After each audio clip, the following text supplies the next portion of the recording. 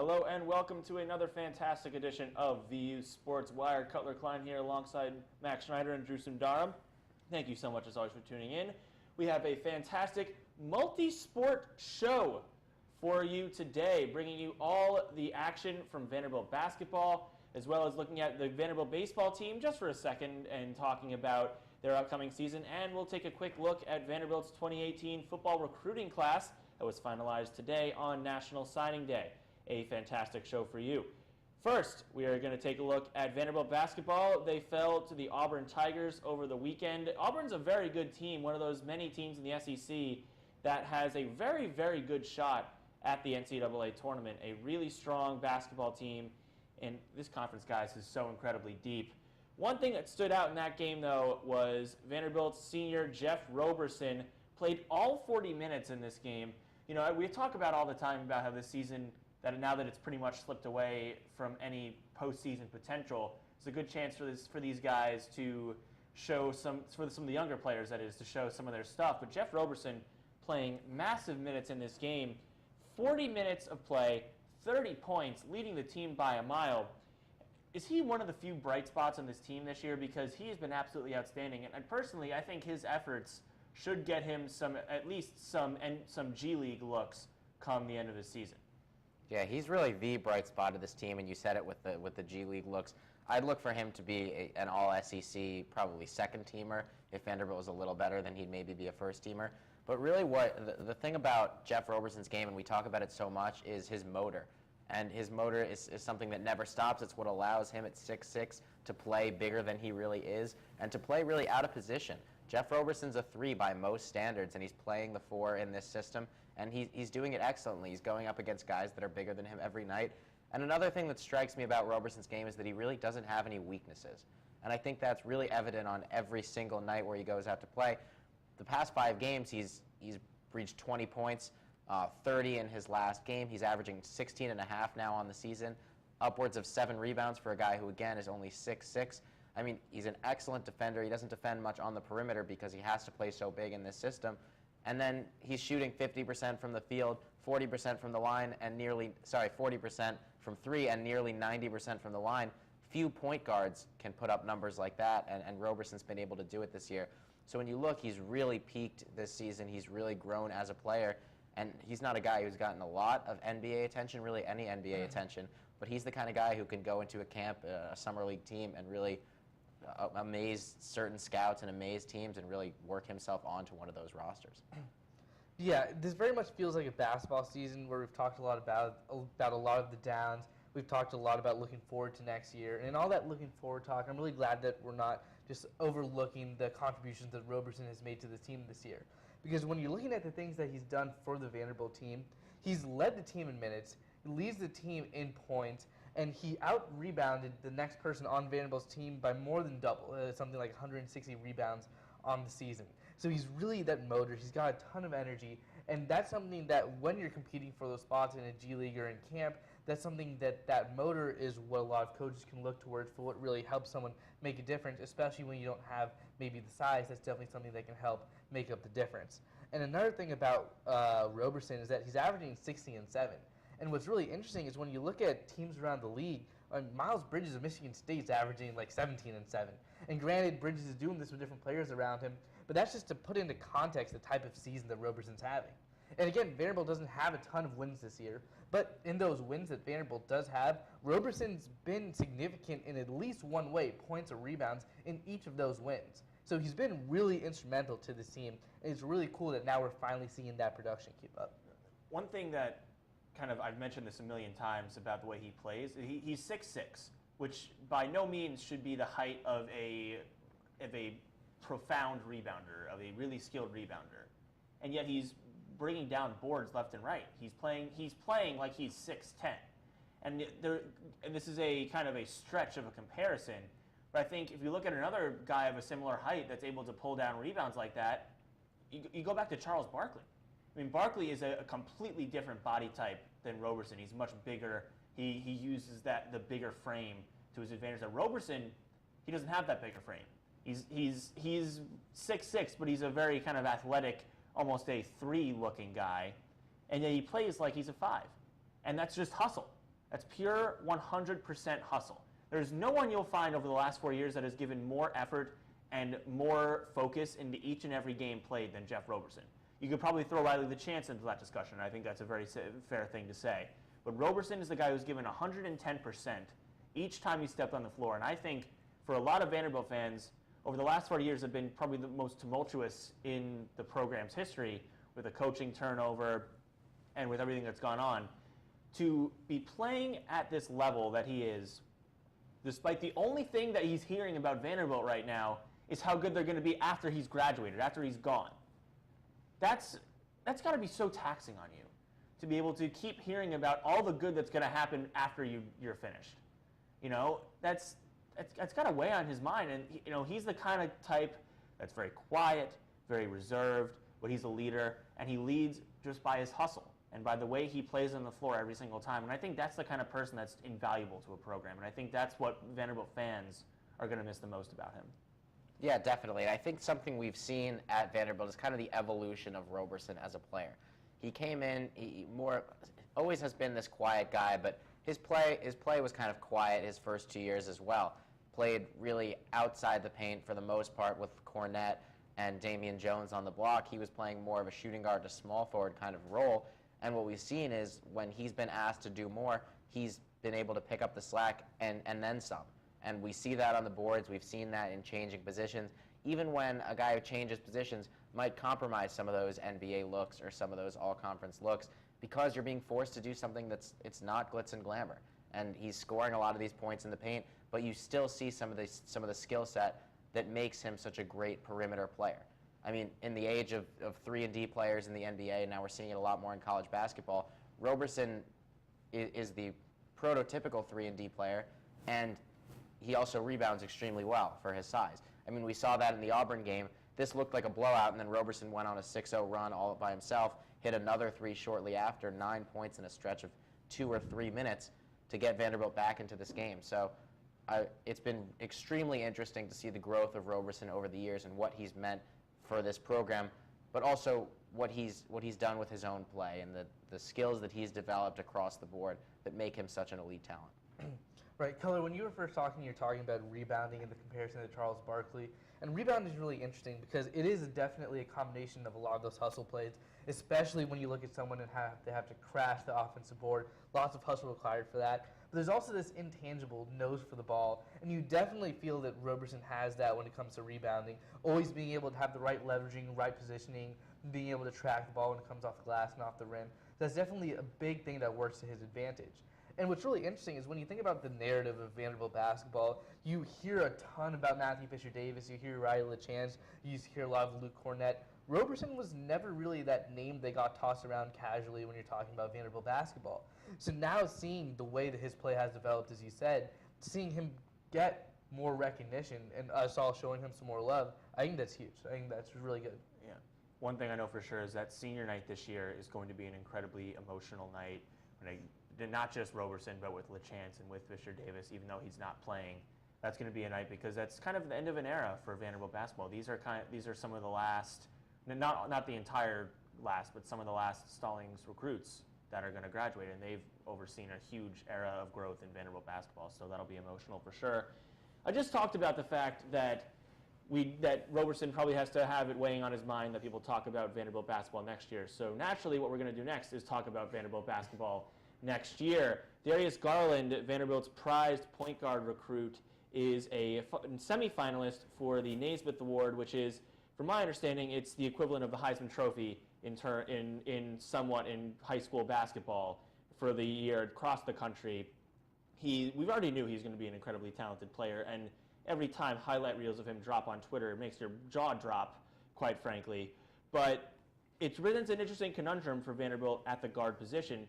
And we can operate under the assumption that Vanderbilt does not get Romeo Langford in this scenario, because if Vanderbilt gets Romeo Langford, then he's obviously going to be the starting 2 guard next to Darius Garland. But other than that, guys, what's Vanderbilt going to do at guard next year? Because you have an emerging talent in Saban Lee, who, quite honestly, might not even have the ability to start next year because of how good their guards are. You have just an incredible depth of guards next year. And how do you roll them out? Langford or no Langford, how do you roll those guys out? Right, so you've got Garland coming in, who's a finalist for the Naismith Award. And first, on the note of high school awards, I feel like some people don't give them enough credit or don't look at it with the type of trends that they need to, especially because it seems like every athlete's competing for some high school state championship when they're going to play sports at the next level. But take a look at some of these names. Michael Porter Jr., Lonzo Ball, Dwight Howard, Ben Simmons, LeBron James. These are all guys who have won the Naismith Award. So when you're looking at Darius Garland, even though he's not a winner of the award, but like in that type of vein, you can see how impressive and how talented he is and what he's going to do when he comes into Vanderbilt. But when you're looking at what we're going to do with the guard position, first we have to take a look at who's leaving. And of course we've got LaChance and Matthew Fisher-Davis who are heading out. And that's a lot of primary ball handlers, and we have a lot of scoring ability that's leaving the team. Now Saban Lee was that really, really pleasant surprise that came from this season. And we saw that he played the fourth most minutes, but he's leading the team in assists. But he also has about a 231 three-point percentage right now. So we see that while he is getting that offensive production, it's in a different way than Vanderbilt's usually accustomed to. But we see him playing more in that true point guard type of fashion. So when Darius Garland's coming in here, I envision the backcourt where we see Saban Lee being a true point guard, ball handler, really trying to facilitate the offense, but using Darius Garland, who just scored his 2,000th career point in high school, as that big playmaker.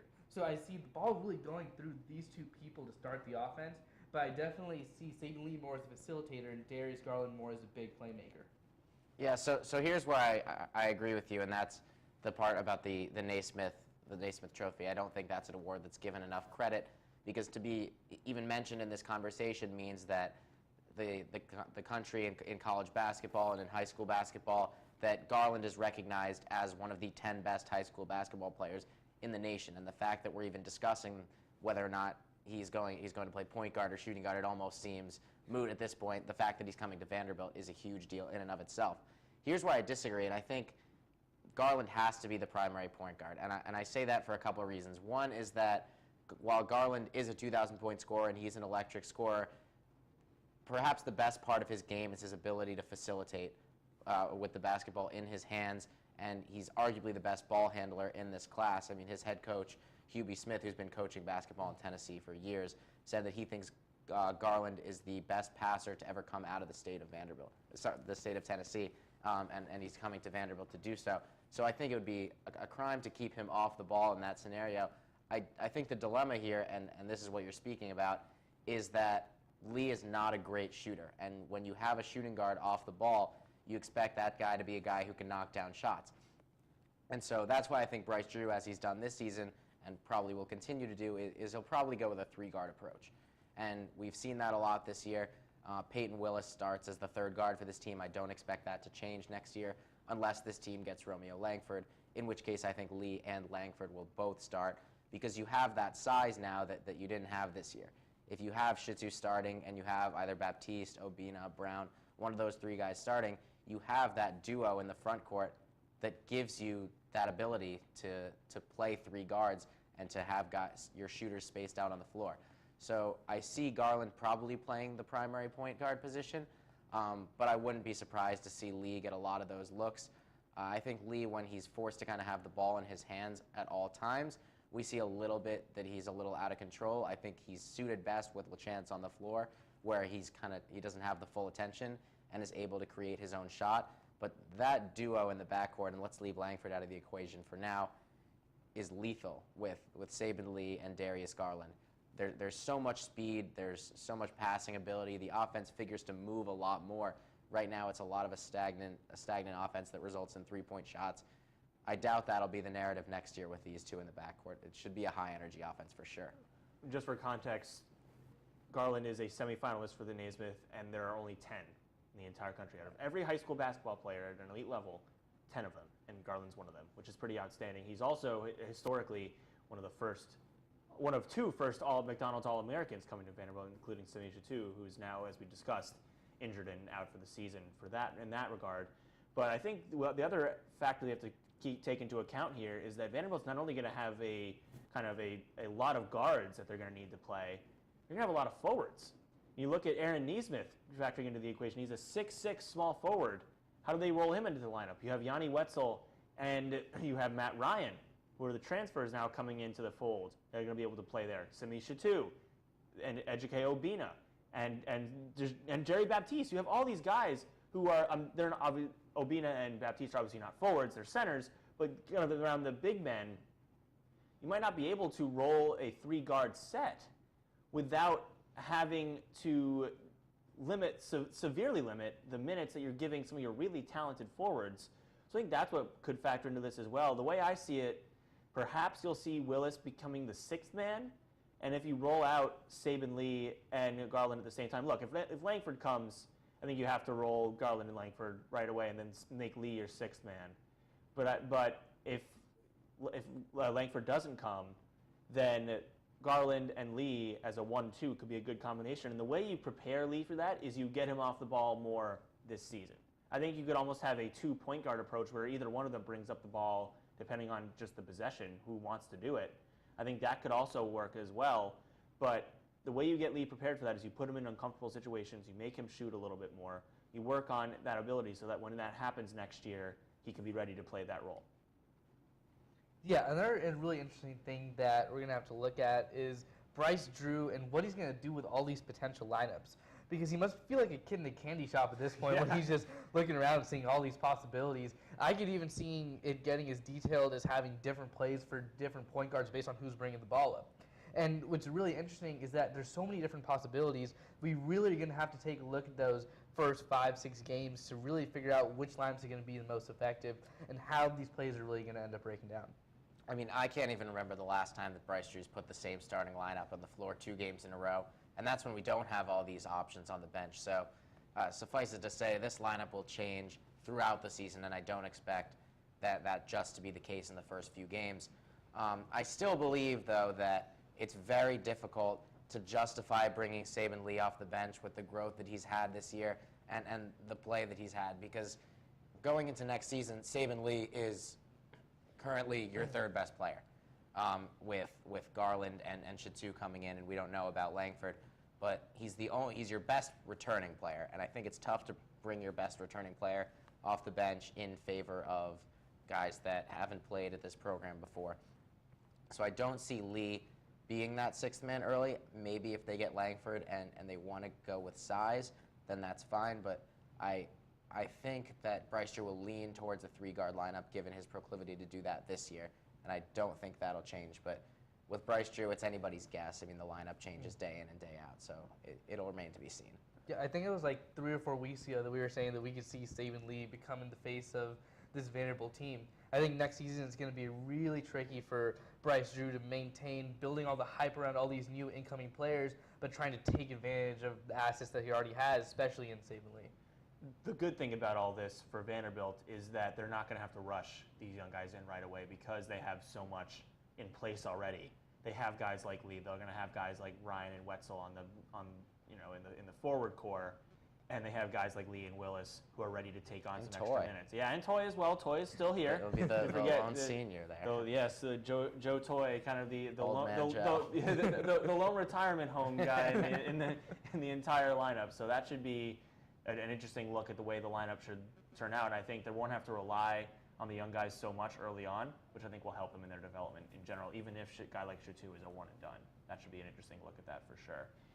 Moving on to our quick hits segment, we are going to be taking a look at 3 major topics around Commodore sports right now. The first one is that today, February 7th, 2018, is the 125th anniversary of what purportedly is the first ever college basketball game, and it took place right here involving the Vanderbilt Commodores.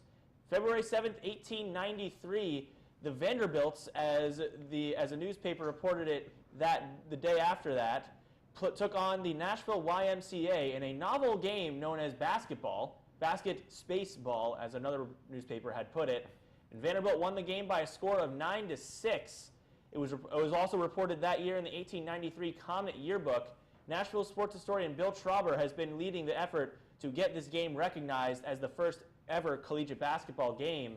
In past years, the general consensus has been that Geneva College, a small liberal arts school in Pennsylvania, played the first game, but that took place in April of 1893. This Vanderbilt game took place in February, and based on the evidence with the Comet Yearbook posting, plus 2 different newspaper articles, a preview of the game, and an article from the game after that read, and I quote, "The game of basketball at the YMCA gymnasium last night between the Vanderbilts and the association team was witnessed by a large audience who greatly enjoyed the first public exhibition of this new game." And if you continue reading that story, you'll see that the rules of this new game are wildly different than the basketball we know today. But still, it seems pretty conclusive that Vanderbilt played the first collegiate basketball game here in Nashville. And the thing we have to note is that the university doesn't officially recognize this game.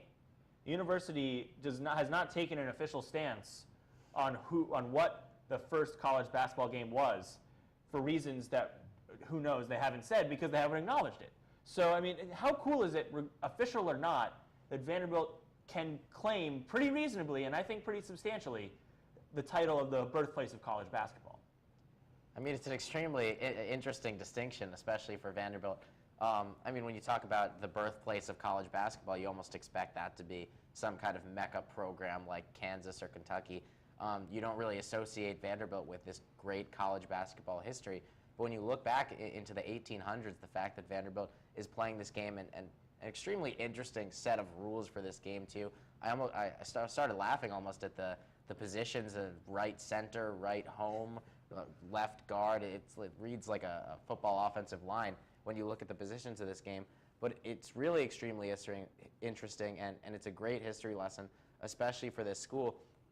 I mean, you talk about Geneva College is the school that says that they've played the first basketball game, and all of a sudden this new information comes into light. And I think it's really interesting that the university doesn't acknowledge this. And I think maybe that's something that will change when the university gets more information and more word of this game being played, because I think that's a distinction that an athletic program would like to have. I also think that Bryce Drew should probably take a page out of the defensive playbook of the Vanderbilts, because 9-6 was the score of the first game. If Vanderbilt's defense was holding teams to 6 points today, that would be extremely impressive. Yeah, my favorite part about this story is that it was the Vanderbilts against the Nashville YMCA. And this actually got me thinking, in order to raise awareness for the fact that this could very well be the first college basketball game ever played, and the Vanderbilt basketball team should hold office hours.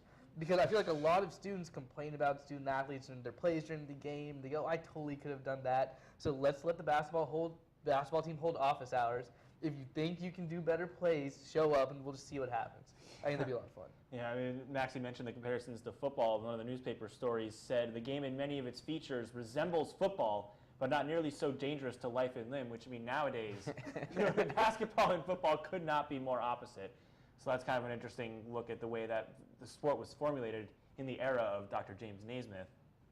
Next topic on our quick hits. Today was Vanderbilt's National Signing Day for 2018 in football. Vanderbilt has a substantially improved class. As of this show's taping, Vanderbilt had a class ranked 41st by 24/7 Sports, which is 14 spots better than they were last year. Guys, your initial thoughts on this new recruiting class for Coach Mason and the Commodores, which he called the best he's had at Vanderbilt since he got here. Right. My big takeaway is definitely going to be Mason's confidence in his class, because he got a couple 6'1" defensive backs, some really big linemen coming in, a lot of talent, his best class overall. So I think the fact that he's this confident in this class means that things are going well, and this is like the right pace for Vanderbilt to be on, especially when it comes to recruiting. Yeah, I think when you look at this class, something that's really important is 7 4-star recruits in this class. That's extremely impressive. That's a number that Vanderbilt hasn't reached in years since the James Franklin days, so it's impressive to see that under Derek Mason. And I think a lot of that is what we talked about in the past 2 years, actually, is Vanderbilt being able to establish itself as the predominant in-state school after 2 straight victories over Tennessee. We see a lot of in-state recruits. And the other thing about this recruiting class is it seems to perfectly fill the needs that this team has. When you look at Vanderbilt's top recruits, guys like Trey Douglas will have to fill in at cornerback for Trey Herndon, a guy who's leaving and really leaves a huge void at that other cornerback spot. Alan Walters at quarterback will be the eventual replacement for Kyle Shermer. And then when you look at Cameron Johnson, this is a team that's losing a ton of receiving depth. Virtually only Kalijah Lipscomb remains on this receiving core, and bringing a guy like Cameron Johnson into that mix really spices things up offensively. Another thing that I thought was extremely interesting in this class was the transfers that this team got. And Derek Mason could not give enough praise to the 3 transfers that signed today. One of them actually a punter, which is a huge need for this team after Sam Loy left this past season. He's a punter who's transferring from Columbia, and punters from Columbia have had a ton of success in the SEC. In the past 2 years, the punter for Georgia, Cameron Nizelek, was the punter in the national championship game. He was one of the best in the country, and Parker Tomey, the punter for Vanderbilt, next year presumably will be the same. He was one of the best punters in the nation this past year. So it's interesting to see Vanderbilt kind of filling the voids at the right time, whether that's intentional or not. These guys seem to have the potential to make a very early impact. This class obviously a sign that I think Vanderbilt, despite losing a lot of veteran presence, could be a very, very competitive team this year with a possibly more favorable schedule that doesn't feature Alabama on it. That's a huge, huge step forward for the program. Finally, we are just about a week away from baseball season. Next Friday, the Commodores take on the Duke Blue Devils in a contest of academically smart, athletically decent, for the most part, schools. Finally settling the question, Vanderbilt or Duke. But we'll get to more on the whole season next week. But for now, what are you most excited about baseball season coming back? I'm really excited to see Patrick Raby at the top of this rotation. And he's kind of the next guy in a line of top-level starters for Vanderbilt over past years. You look at guys like Sonny Gray, David Price, Mike Minor, even more recently, Carson Fulmer, and then Kyle Wright last year did that job tremendously throughout the second half of the season. Raby has a little bit of experience in that role. He was the Friday starter throughout the second half, so he's really been able to embrace that role, going up against the top pitchers in the country every single week on Fridays. So he'll have that role again, and he's a guy that was 10-4 with a 2.73 ERA. Doesn't have a super lively fastball. It sits at around 92 miles an hour, which isn't so conventional for top-level starters, but he has excellent command of his fastball. His curveball dips to below 80 miles an hour. He changes speeds very well. He has kind of all the tools that you look for, and he was able to put it together last year. So in his junior season coming up, it'll be extremely interesting to see how Raby is able to perform and whether he can meet those expectations as an elite top-level starter in college baseball. For me, my excitement has got to be all around this number 1 2017 draft class, because it's the 5th number 1 draft class in Vanderbilt's history, and they had 10 freshmen come in ranked in the top 500 of players who could potentially get drafted. And that's a school record too. And an also really interesting thing is they have 10 pitchers coming in this draft class. And if you take a look at the Vanderbilt bullpen last year, a lot of the ERAs were a lot higher than we were used to seeing. So hopefully this can really bolster depth there. When you look at this draft class also, 10 in the top 500 sounds extremely impressive. Just think about next year. Next year's draft class is supposed to be the best best recruiting class in the history of college baseball. You talked about 10 in 500. Next year, Vanderbilt has 10 in the top 50, which is unbelievable. 5 in the top 10. It's almost like Tim Corbin has magically figured out how to dominate college baseball recruiting, and we see it year in and year out now. I mean, have you seen that new facility? Oh my God, that place is like a Ritz-Carlton for baseball. It's absolutely incredible. With that, that'll just about do it for this week's episode of VU Sports Wired. Thank you so much, everyone, for tuning in. We'll be back next week with a in-depth college baseball preview, looking at the Vandy boys as they get their season underway next Friday. From Max Schneider and Drew Sundaram, I am Cutler Klein saying so long, and we'll see you next time.